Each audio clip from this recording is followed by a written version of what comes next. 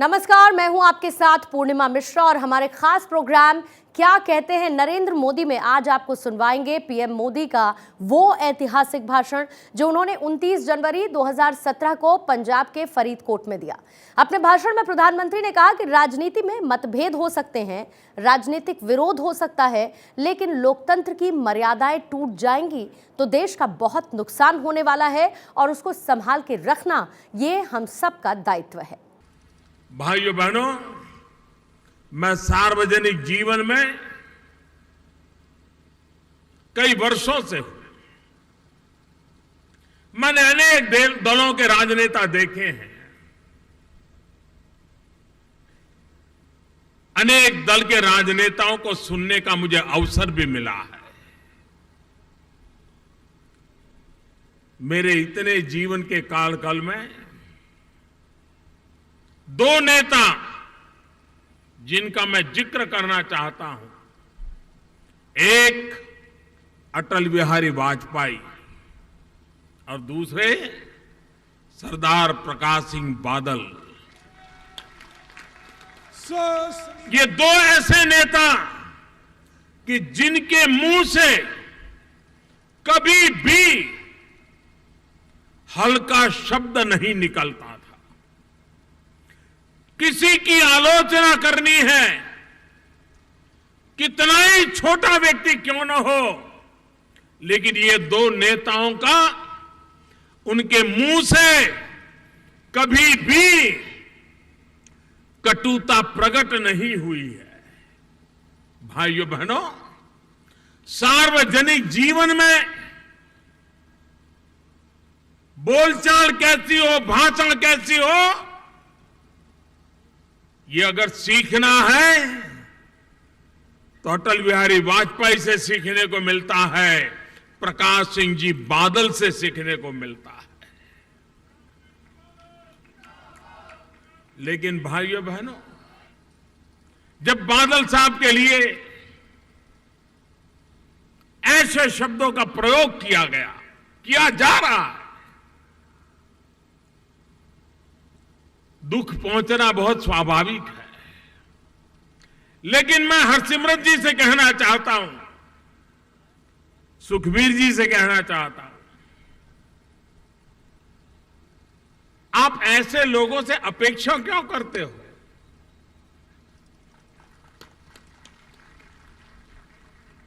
जो लोग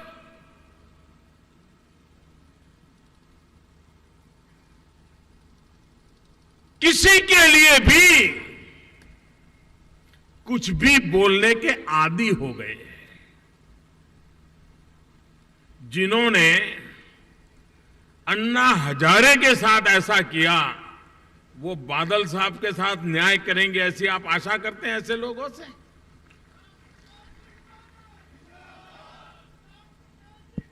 मैं हैरान हूं। हम भी कांग्रेस के खिलाफ लड़ाई लड़े हैं। हम ये कहते थे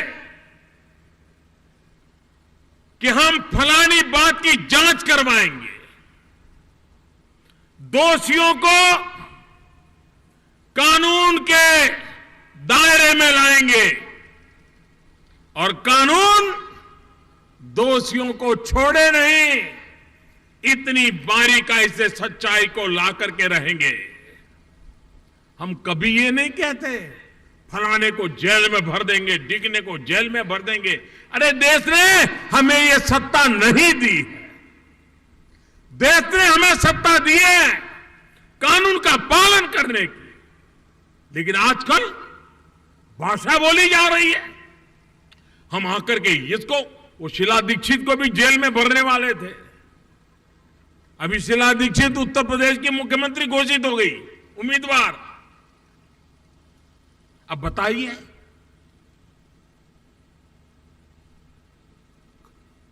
हम कहते हैं गुरु ग्रंथ साहब का जो अपमान हुआ है, मामला सरकार ने सीबीआई को दिया है। सीबीआई पूरी गहराई से जांच करेगी और मैं कहता हूं, मैं ये नहीं कहता हूं कि उसको जेल में डाल दूंगा, मैं ये कहता हूं कि सीबीआई बारीकाई से जांच करेगी गुरु ग्रंथ साहब का अपमान करने वालों को खोज के निकालेगी, कानून के हवाले करेगी और न्यायिक तंत्र न्याय करेगा और गुरु ग्रंथ साहब का अपमान करने वालों को सजा मिलेगी। श्री अकाल। हर चीज कानून से चलती है, लेकिन ये डिक्टेटोरियल भाषा है, डिक्टेटर की भाषा है। फलाने को जेल में ठोक देंगे, डिगने को ये कर देंगे। क्या लोकतंत्र इस प्रकार से चलता है? भाइयों बहनों, मतभेद हो सकते हैं, राजनीतिक विरोध हो सकता है, लेकिन लोकतंत्र की मर्यादाएं टूट जाएगी तो देश का बहुत नुकसान होने वाला है और उसको संभाल के रखना ये हम सबका दायित्व है। भाइयों बहनों, अभी मैं गोवा गया था। गोवा के अखबार में मैंने एक चीज पढ़ी। कुछ लोगों को जब पता चल जाता है कि पराजय सामने दिख रहा है तो अभी से माहौल बनाने में लग जाते हैं, तरीके ढूंढते हैं। गोवा में क्या भाषण किया, अखबारों को इंटरव्यू दिया। उन्होंने कहा ये इलेक्शन कमीशन जो है मोदी नचाता है वैसे नाचता है। अब बताओ भाई, हिंदुस्तान में कोई इलेक्शन कमीशन पर झूठे आरोप नहीं लगाता है, लेकिन इलेक्शन कमीशन भी बेकार।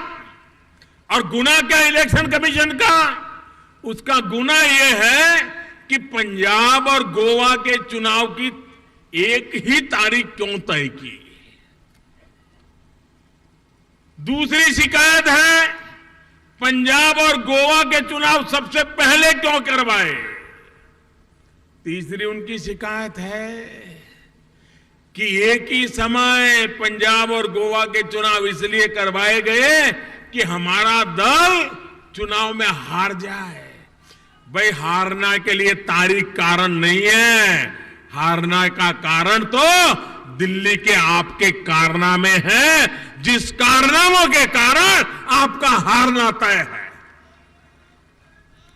भाइयों बहनों, ये जो तरीका है, ये तरीका कभी देश में लोकतंत्र का भला नहीं कर सकता है। और इसलिए भाइयों बहनों, मैं आप सबसे आग्रह करने आया हूं कि चुनाव में पंजाब के भविष्य को फिर एक बार उस अंधेरी गली में घसीटने वालों से पंजाब को बचाइए। भाइयों बहनों,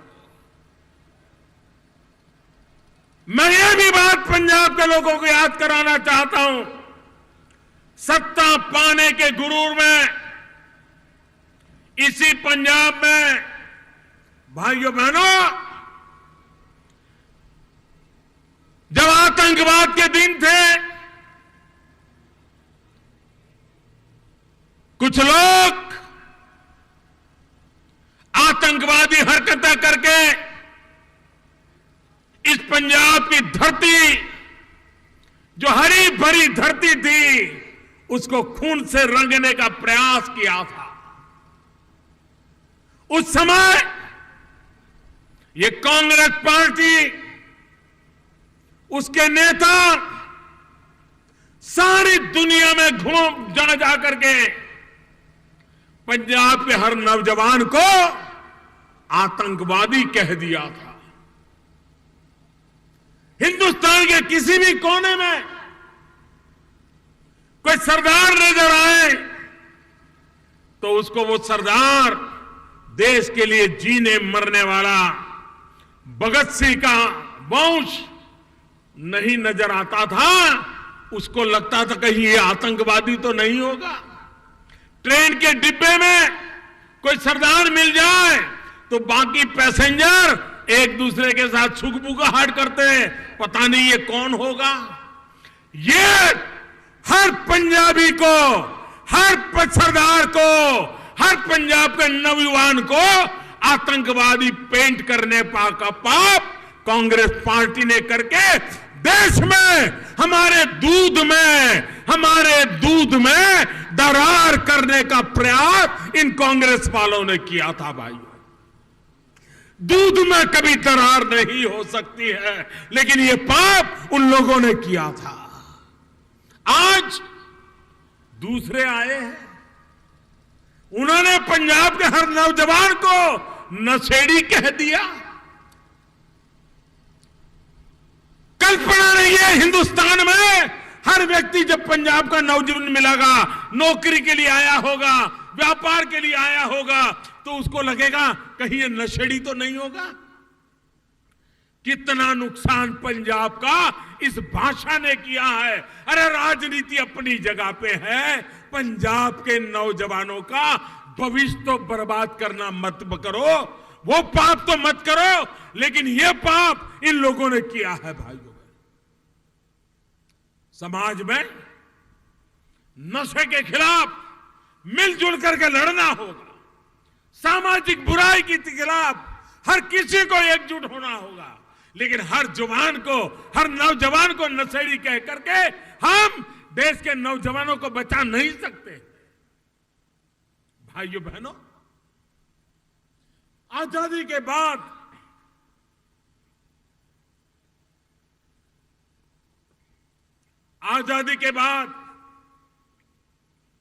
हमारे देश में महात्मा गांधी को जब भी याद करते हैं, महात्मा गांधी हमेशा कहते थे हिंदुस्तान गांवों का देश है, हिंदुस्तान कृषि प्रधान देश है, कृषि हमारी आत्मा है, खेती हमारी जिंदगी है, खेती हमारी आर्थिक उन्नति है। लेकिन भाइयों बहनों, आजादी के बाद जितने नेता हो गए, मैं कह सकता हूं इस देश ने 3 नेता देखे, जिन नेताओं का जीवन, जिन नेताओं का जहन किसानी से भरा हुआ था। एक चौधरी चरण सिंह, दूसरे चौधरी देवीलाल और तीसरे प्रकाश सिंह बादल। ये तीनों नेता देश ने सच्चे अर्थ में खेत से निकला हुआ, खलिहान से निकला हुआ किसान की जिंदगी जीने वाला अगर देश ने 3 नेता देखे तो तीसरे नेता हैं, और आज सिर्फ एक ही देश में मौजूद है, वो सरदार प्रकाश सिंह बादल। प्रकाश सिंह बादल ये सिर्फ पंजाब के किसानों के नेता नहीं, वो हिंदुस्तान के किसानों के नेता है। हिंदुस्तान के किसान का भला कैसे हो, इस सोच के इंसान है। मैंने देखा है, मैं भी मुख्यमंत्री था, बादल साहब भी मुख्यमंत्री थे, हम लगातार भारत सरकार जो मीटिंग बुलाती थी तो हम बैठते थे। जब मैं गुजरात से आता था तो मुझे लगता था कि दिल्ली में कांग्रेस की सरकार है, सरदार प्रधानमंत्री है, तो ये प्रकाश सिंह बादल साहब को तो बल्ले बल्ले होगा, उनको तो जो चाहिए मिल जाता होगा। लेकिन जब मीटिंग होती थी और बादल साहब जब पंजाब का ब्यौरा देते थे, इतनी पीड़ा होती थी कि दिल्ली में बैठी हुई सरकार ने बादल साहब को 10 साल यहां जनता ने मौका दिया, 8 साल तक दिल्ली में बैठी हुई कांग्रेस सरकार ने बादल साहब को हर काम में रोड़े अटकाए, रुकावटें डाली, कोई काम करने नहीं दिया। उसके बावजूद भी बादल साहब ने मीटिंग में कभी मर्यादा नहीं तोड़ी, विवेक नहीं